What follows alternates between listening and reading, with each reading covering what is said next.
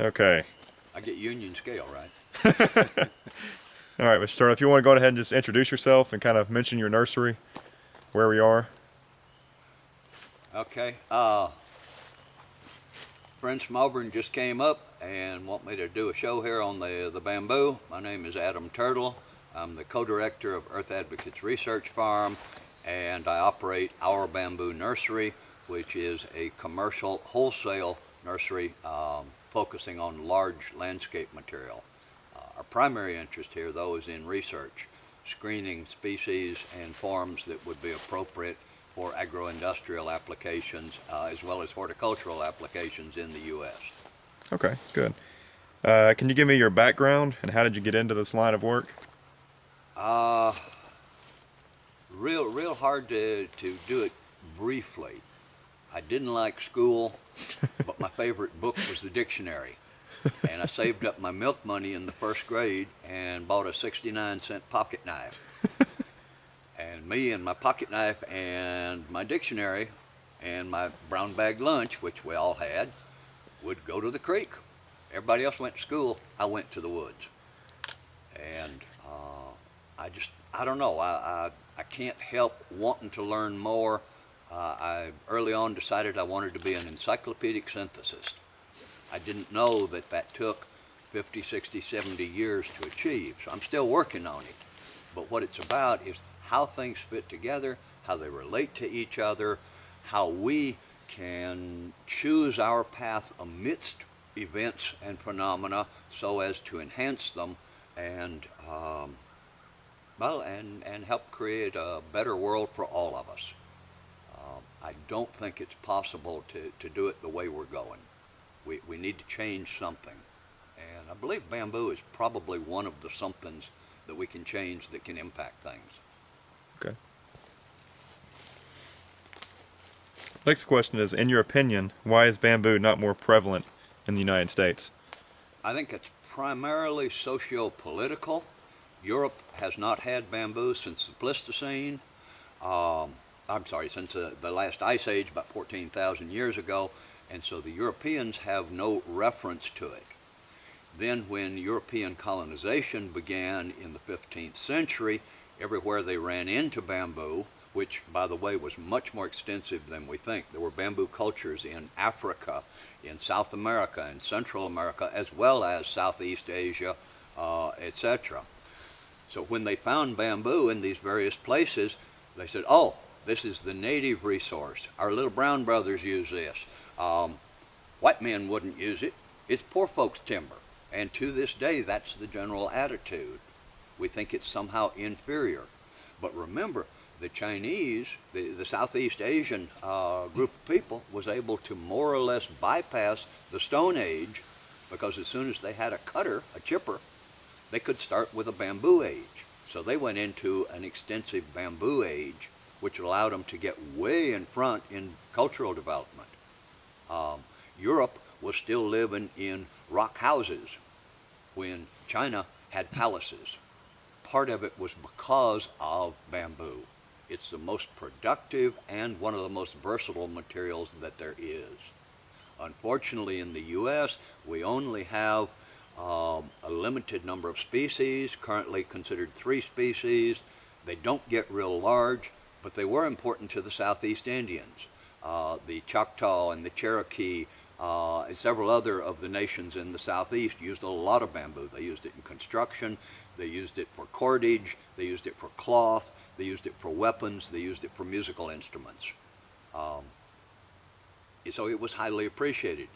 But when the European settlers came, all they saw was the bottoms full of bamboo. There are places in Kentucky where bamboo has accumulated as much as 35 feet of topsoil over time by slowing floodwaters, allowing them to precipitate their silt load out, and accumulating 35 feet of topsoil. So it's pretty impressive. Why did the South get settled in the pattern it did? Because a bamboo bottom is the easiest thing in the world to clear. It's the richest soil available, and even before you cleared it, you could put your livestock in there in October and bring them out in March fat and sassy. they had shelter, they had food. It worked out real well. And there were a number of creatures native to North America that were endemic to the bamboo. Most of them are now gone. They included the eastern forest bison, the carrier pigeon, Bachman's warbler, and several others. I think Bachman's warbler was the most recent to go extinct, last seen in 1976. And it was a bamboo endemic. So we're losing habitat because of our attitude toward bamboo. And in the meantime, we got trouble. We got big trouble on material, on environmental issues, lots of different things. And the bamboos, if we were to change our attitude, are prepared to address these things. So hopefully your paper and this video and our participation will encourage people to rethink their attitudes on bamboo. Okay, great. Over your 30 years of experience, what have been the trends in bamboo sales and manufacturing that you noticed in the United States? 30 years ago, 1979 was when I started. I got my first bamboo and I took it home and killed it. I planted it in a swamp because everybody knows that bamboo loves water.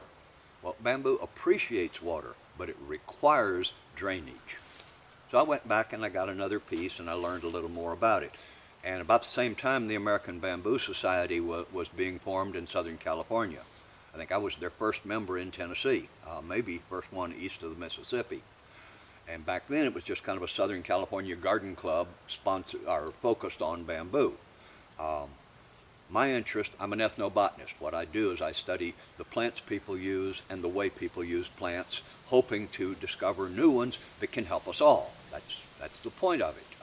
Thomas Jefferson said the highest service that a person can render to their country is to introduce a new and useful plant. Well, I feel like bamboo is the new and useful plant for our current conditions, for our situation. And in terms of sale, right now bamboo is a horticultural commodity. That means it's grown for pretty, primarily. It's used occasionally for erosion control, more often though for a visual screen. People say, oh, well, I'm tired of looking at my neighbor's deck. That sort of usage. In those uses, its vigor, we call it invasiveness, becomes a problem. But that same vigor in an agro-industrial situation, growing it as a feedstock, becomes its virtue. We want something that is so vigorous that in other conditions it will require control. The control is harvest. If we'll harvest our bamboo, how's it going to be too many?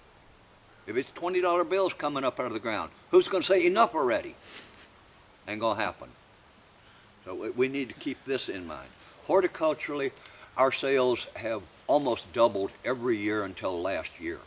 And do the math. If you double from any base very quickly, you get a lot. Well, that happened. Then last year, suddenly everything slowed down, I think, due to the general economy. But the bamboos kept going. So this year things are picking up. We've got plenty of bamboo. We grow and sell it and transplant it from this big down to little bitty ground covers, no taller than your boot tops. There's a lot of versatility. In North America currently, there are probably about 400 or so species in about 30 genera. Now some are montane bamboos that'll take extreme cold but are heat intolerant. There are some that are semi-tropicals that can take a little cold but not much. They do well in Mobile but have trouble in Montgomery or Birmingham.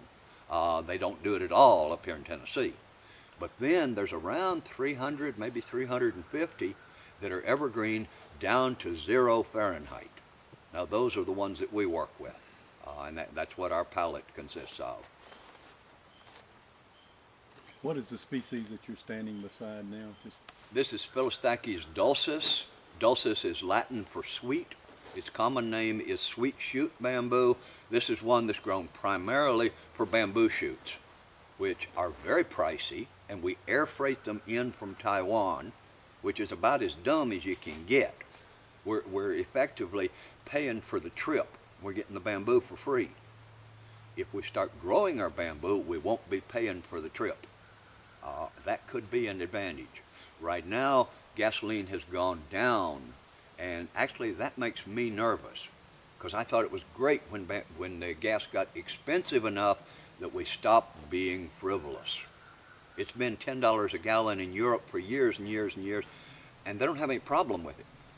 But there, the extra money for the price of gas goes into infrastructure support. So their roads are much, much better than ours because their gasoline is higher. So everything's tied together, and if we want to save gas, we need to quit traveling stuff 4,000, 5,000, 6,000 miles to get it to us. How about we produce it here? We can quit running the trucks, we can quit running the planes, the boats. We can even minimize our coal mines, even some of our iron mines, because bamboo can substitute in many cases for other kinds of wood as well as for light steel, etc. And it can be co-fired with coal to reduce emissions. They're already doing this in both Germany and Ireland and Brazil. Why aren't we doing it here? Mostly, I think it's, we're lazy. Well, no, we're comfortable. And comfortable people don't seek change. So now we're in we're in a little bit of a pinch, which is making us uncomfortable. Our uncomfort, our discomfort, gives us an opportunity to look at bamboo in a new way. Maybe bamboo can help us establish a sustainable level of comfort. Okay. That kind of leads into the next question. Are the conditions in Asia more conducive for growing bamboo compared to the United States? Why or why not? I'd say that socially and economically, they have a distinct advantage. They have a traditional advantage. And they have a sympathetic culture, and they're accustomed to using it for lots and lots of things. But it's a funny thing. Bamboo chairs used to be very popular. They're nice. I've got a couple. Now, in China, and I was just over there in '04, bamboo chairs are made out of plastic. They took a bamboo chair, made a mold, and now they make it out of plastic. Well, plastic is petroleum. Petroleum is one of our bottlenecks. We've got to transfer. How about we go back to bamboo chairs? Maybe we could imitate plastic chairs. What else would be useful there? I don't know. Give me a hint. Or As far as the soil conditions or weather conditions, Climate. climate, is one better than the other? bamboo, like virtually all grasses, is a soil builder. It's also a soil accumulator. So the basic conditions are not that crucial. It's got to have adequate moisture. And obviously, if competition is too heavy or if nutrients are in short supply, that's going to impact its rate of growth, possibly even its ultimate size. But it's not likely to kill it. In a trip about 10 years ago, my wife and I driving west on I-40, the other side of Amarillo, saw a grove of bamboo, a little one, maybe 10, 15 feet tall, 10, 15 feet across. This is in West Texas. Not a house in sight, just one barbed wire fence, and I'm guessing the house rotted out. But the bamboo had persisted with no supplemental inputs whatsoever. So it's tough and it can endure. However, if we want it to be productive, we want to optimize nutrient levels, water availability, reduce competition, these sorts of things. This calls for some homework because not all species of bamboos require the same conditions.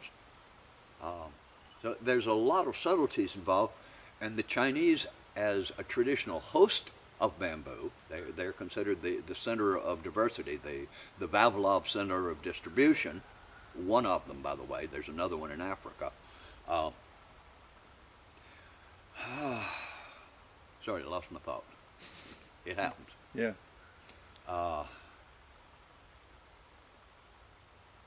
Really So- lost it. Yeah. So would you say that is it feasible to have the same production that they have in China in the United States? Yes and no. Yes and no. We obviously have to adapt to our conditions, but we have adequate heat, we have adequate rainfall, we have good soil types in the upper southern coastal plain, the Gulf coastal plain and the South Atlantic coastal plain. Now when we go out west, everything has to have supplemental water. We heard of one scheme near Bakersfield, California, where they were going to get supplemental water from the sewage department or something, and they thought they could grow it. But you're still dealing with atmospheric moisture content, 10% or less. Not many bamboos like those conditions. They prefer a warm, humid climate. Now, they'll persist in a lot of other places. They grow bamboo in Chicago, but their bamboo doesn't look quite like my bamboo because these conditions are more suitable. So again, we're going to have to match the species to the site, to the end use. Once we do this, I've no question at all, bamboo will out-yield, out-produce anything else you can think of, but only with the right species in the right situation. And this calls for some homework. And unfortunately, there are not very many Americans who have the experience and or training to be useful in this. We do a lot of consultation. We've got some friends who do. The information is available, but it's obscure, and there's an awful lot of BS on the internet and no way to distinguish whether it's factual or fantastical or merely misinformed.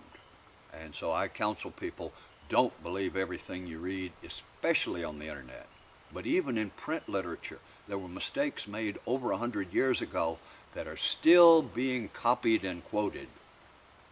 And they're not so.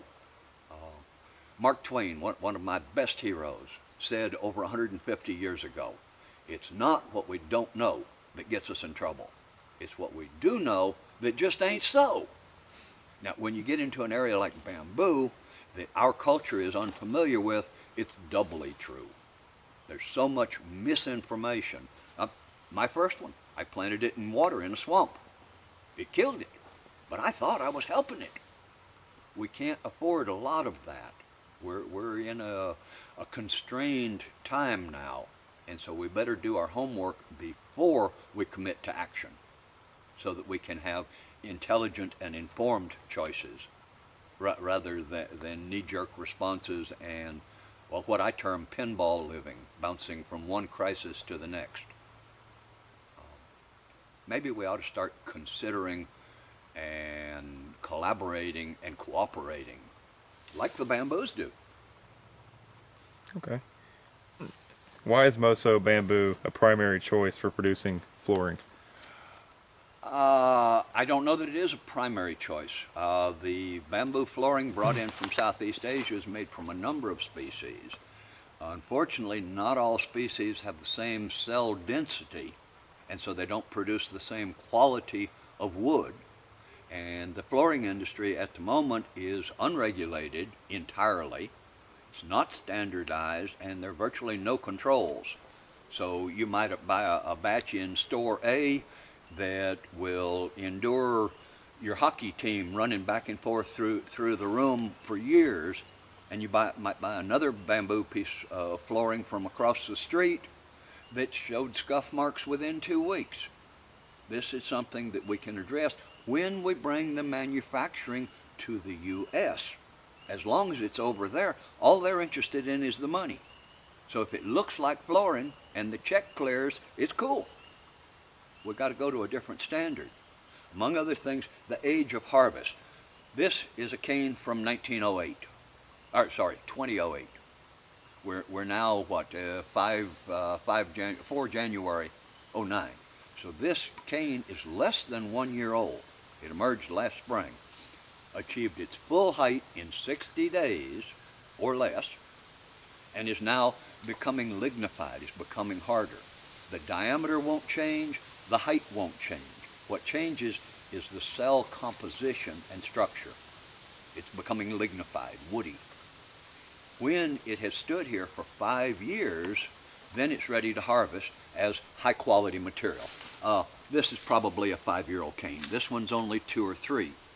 Notice the largest ones are the youngest ones, because this colony is still becoming established. So the older ones are supporting the younger ones, and as the younger ones have more and more leaf surface and more community support, they're able to achieve bigger and bigger objectives. Actually, it's the same thing here. We have kids who can't afford to go to school, can't afford to stay in school.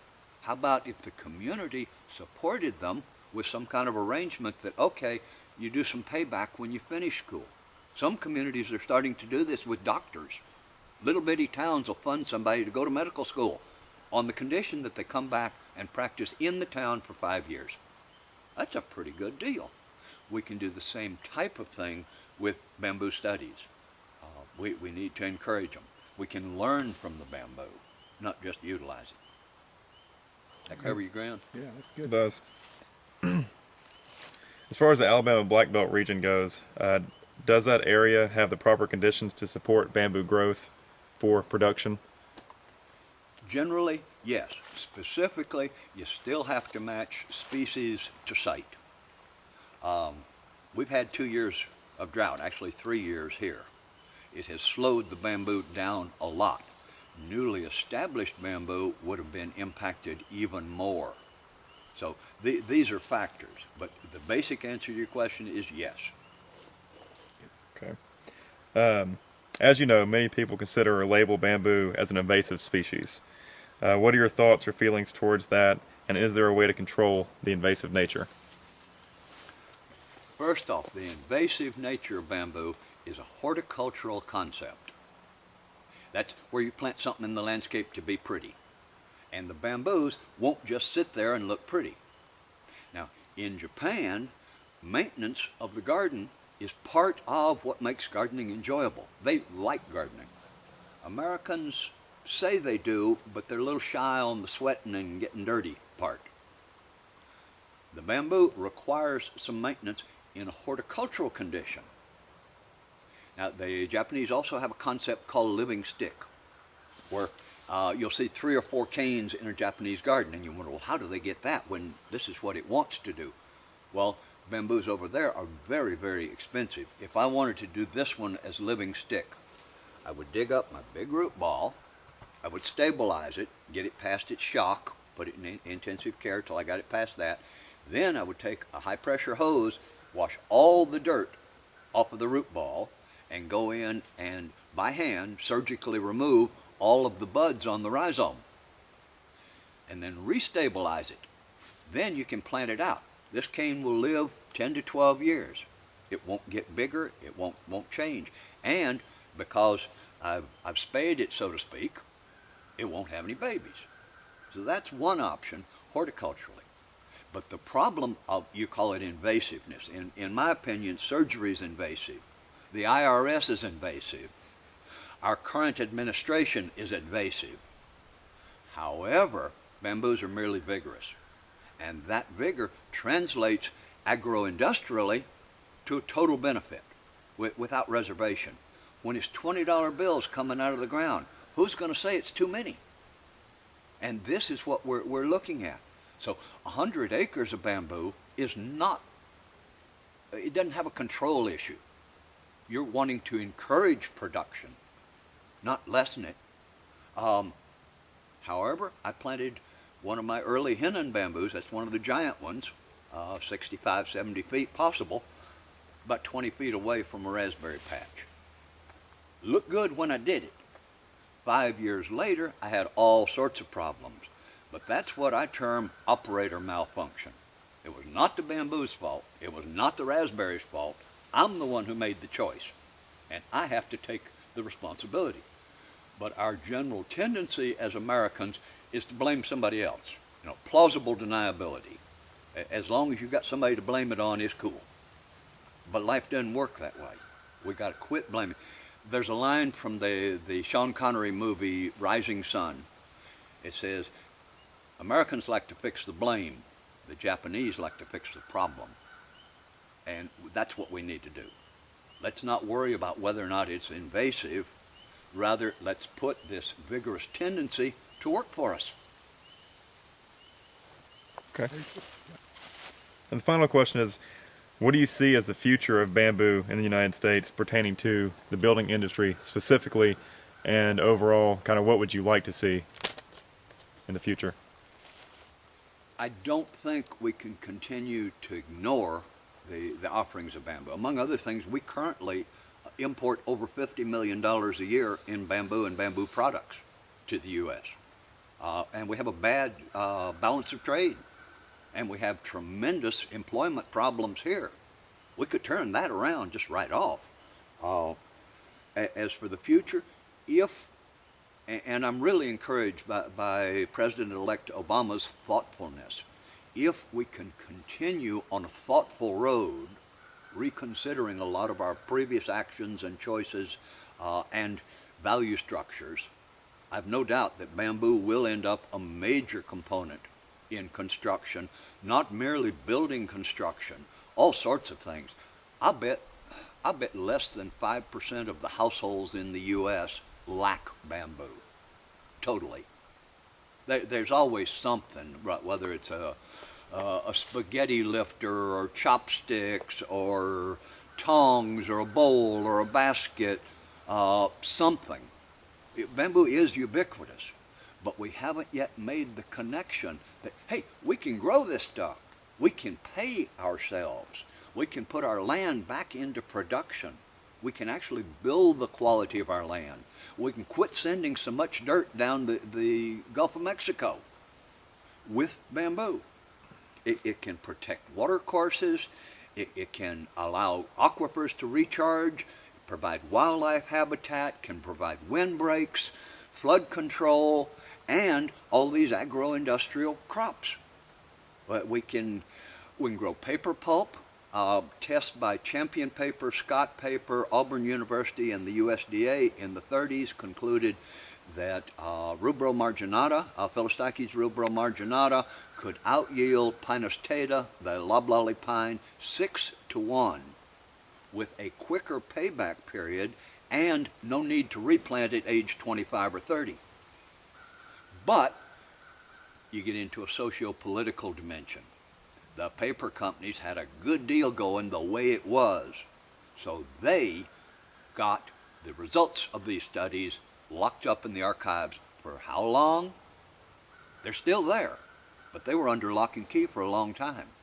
There's an awful lot of information about useful things that have been locked up because vested interests have decided that they're doing well as is. They don't want it improved.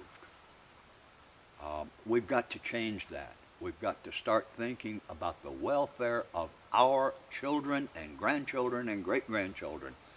The native peoples had a concept that nothing should be done unless it showed benefits for 7 generations. We need to go back to 7th generation thinking.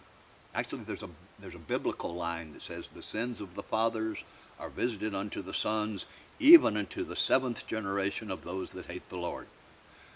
There's an ecological dimension in that. Stupid practices by our grandfathers, etc., have yielded the situation we've got now. Unless we want our grandchildren to have similar problems, we better turn things around. We better change them. And now, because we're at a historical hiatus, we know we can't continue business as usual. This is the time to think about it, reconsider, experiment, and give it a try. If we had one George Washington Carver and a few $1 million of research money and a few years of time, think what could be done with bamboo. Its current uses are at over 1,500 noted, and we haven't really begun to explore its high-tech potentials. We need to get serious. That's perfect. Very good. Thank you. Thank you very much for your time. You're more than welcome.